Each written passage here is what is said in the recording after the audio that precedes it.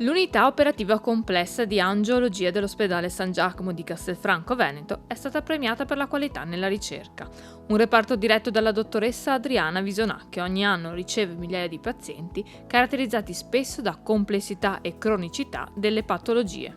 Ci occupiamo di malattie vascolari in senso lato, dalle arteriopatie al tromboembolismo venoso. Il tromboembolismo venoso per l'appunto è uno dei campi in cui ci cimentiamo di più.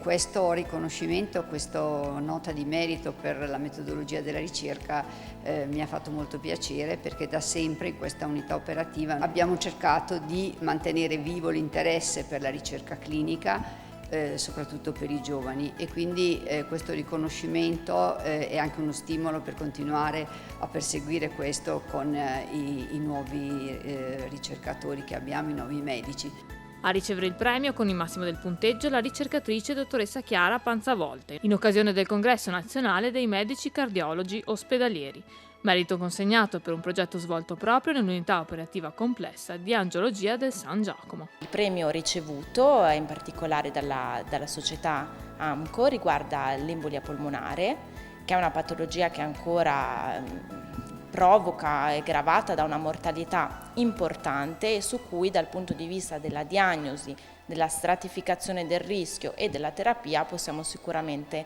migliorare. Quello che deve essere chiaro secondo me è che la medicina è fatta di tante domande e poche risposte. Le risposte che noi dobbiamo cercare in maniera continua sono comunque delle verità in divenire e la ricerca serve a questo. Quindi a chiarirci i dubbi, a farci sorgere nuove domande e a garantire ai pazienti il miglior trattamento possibile per quelle che sono le conoscenze allo stato attuale. Un miglioramento assistenziale, organizzativo e scientifico continuo che con un'attività di ricerca clinica, rigore metodologico e aggiornamento culturale ha come primo obiettivo il miglioramento dell'assistenza rivolta al paziente. Io sono convinta che quando ti impegni bene nella ricerca clinica porti a casa non solo risposte a quesiti clinici, all'utilizzo di terapie, ma porti a casa una metodologia che è indispensabile per la buona pratica clinica.